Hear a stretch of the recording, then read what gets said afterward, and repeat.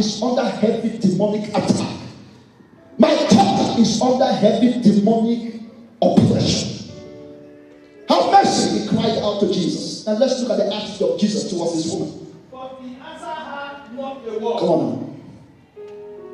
Jesus never replied to the woman, never answered the woman. He answered her not a word.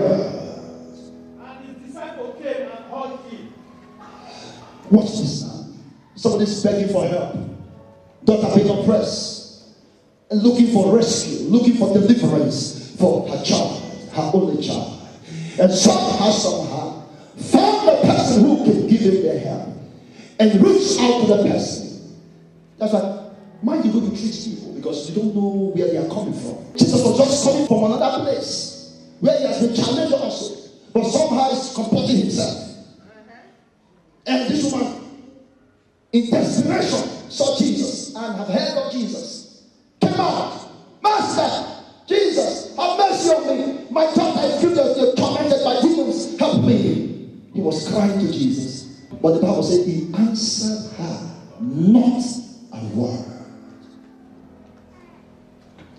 What will you do? You cry more. A wise woman. What will you do? You do the same. You do the same. What will you do? I'll cry. You cry. Ha. Hallelujah. Let me ask you, what will you do? I will shout. You will shout. People are just telling you their mindsets. Mas, what will you do? I mean, what will you do? Bother him more. You bother him more. Hallelujah. And sometimes you have to go through your own test before your testimony will come. God wants to see how desperate you are for your miracle. You want to see how determined you are to get your breakthrough. Sometimes he might choose to ignore you, doesn't mean that he will not answer. Am I talking to somebody here? You serve a good God. You serve a wonderful God. Sometimes he will test you by what? By neglecting you. When you don't know how to handle certain moments, you might lose out. He answered them not a word. Supposed to not a word. Why is God not speaking?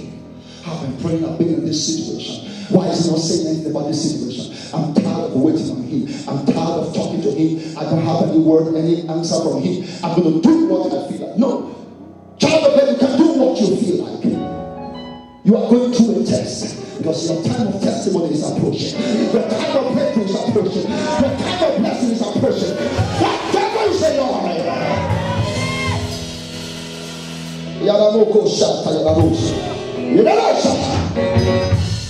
And the disciples came to add to the pain of the woman. And the disciples came to Jesus and prayed him, say, let us take this woman away, for he cried after us. He's disturbing our peace. And the woman was watching. There was nobody on her side. Was there nobody? Nobody to turn to for help. Nowhere to go. I want Jesus. The protocol team will not allow me. Some protocols can be very, very real. Jesus, yes.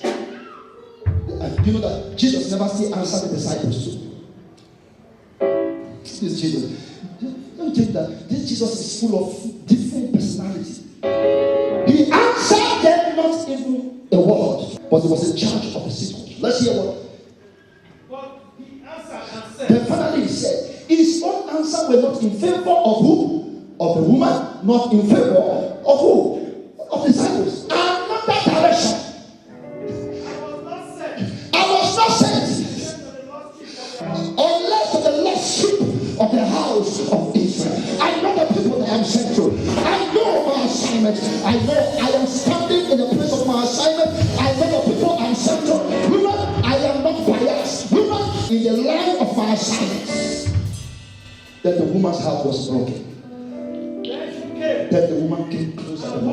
Oh God. Come on, am I talking to somebody here? Do you know why Jesus never answered the woman? Because he's been ministering to people, nobody has ministered to him.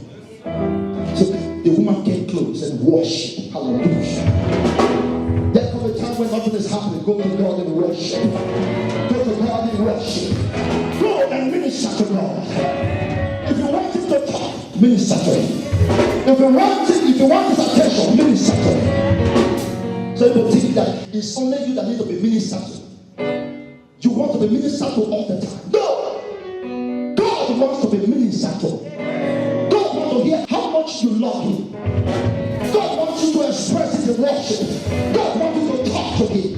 Every time you are complaining, every time you are murmuring, every time you are dying, every time you are in need, every time you have a need, every time you are expectant, and God is always responding at all the time, he will ignore you. So I need to be ministered to.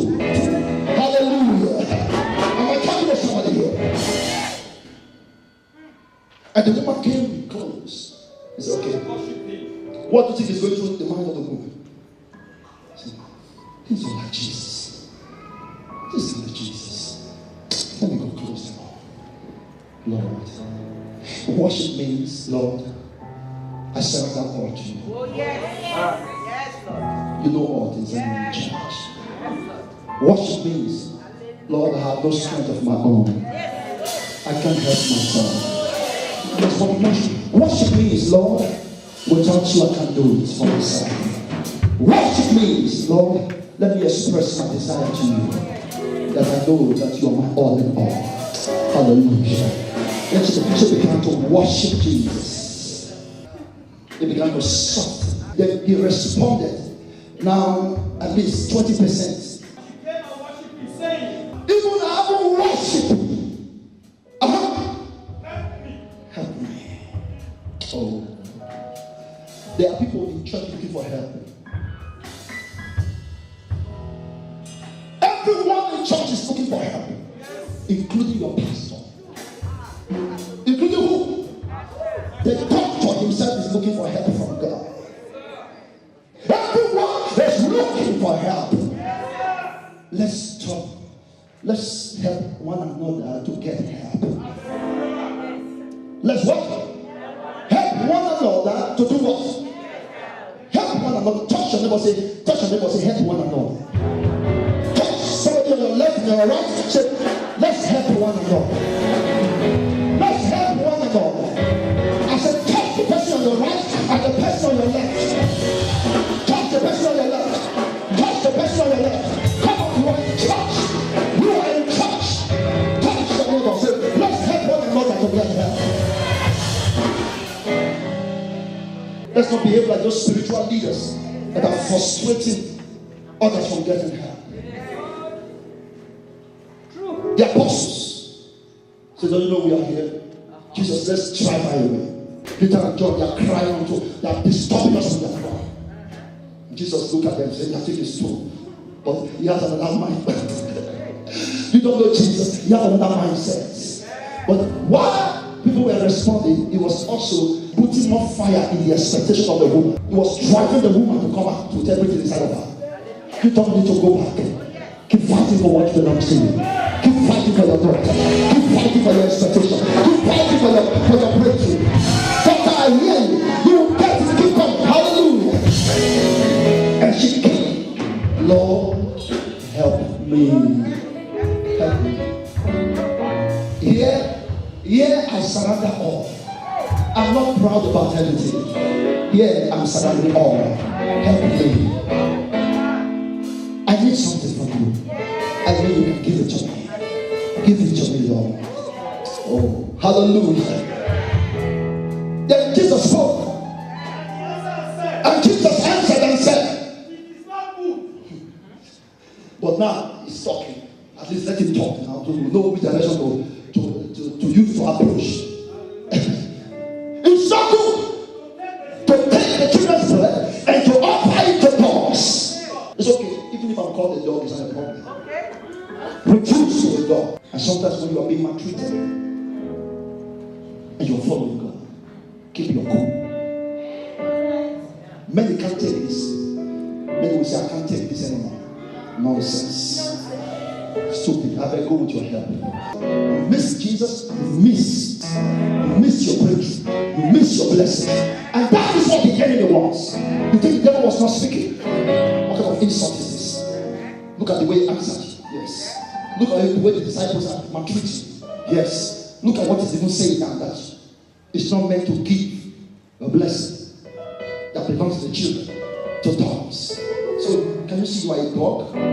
In comparison, you'll be reduced to a dog just because you need healing for your child. Are you still going to take this? Shut up, Satan. The Lord is speaking. Am I talking to something? You will learn how to shock the devil. You will learn how to shock the enemy. Because at the verge of your breakthrough, the enemy will fight you. At the verge of your blessing, the enemy will try to manipulate and to divert your breakthrough from coming through to you.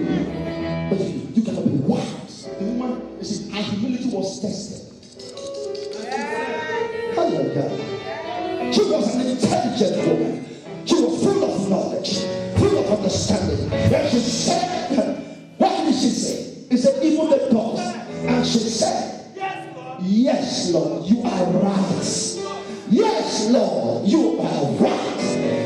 And Jesus was quiet. You are right. We are not the Israelites. We are the Canaanites. Yes, what you said is right. But even the little dogs were created by God. And they were not created to be in the forest, but to be in the house of their masters, to eat the crumbs that fall from the table of their masters. And Jesus brought out, wow, I never seen such a great thing. Remember, your patience has brought your breakthrough for you. Your patience, your determination has brought you to the place of answers. Hear what Jesus said. Let's hear what he said. And Jesus answered and said to her, oh woman, great is your faith. Oh woman, great is your faith. He came out full force. I want to see people like you. I want to meet people like you. People who are desperate for me. People who are desperate for God. People who will not compromise anything for what we are looking for. People who will go all the way, not just going 2 steps and then get discouraged and they walk away. Not people who easily give up on their blessings. People who will stand the test of time. Am I talking to somebody here? Doesn't matter where you are right now. Your expectation will be granted. Your answers will be given. In the name of Jesus. It doesn't matter the challenge that you have been challenged with. Your God will come through for you. In the name of Jesus. That devil is a liar. I said that devil is a liar. I said that devil is a liar. That expected life that you are believing God for. That change of position that you are believing God for. You're going to go through a test for it. And God will bring it through for you. In the name of Jesus. When I was studying this morning, I was preaching to myself. I said, Lord, what are you saying? I said, this is how to walk in my kingdom.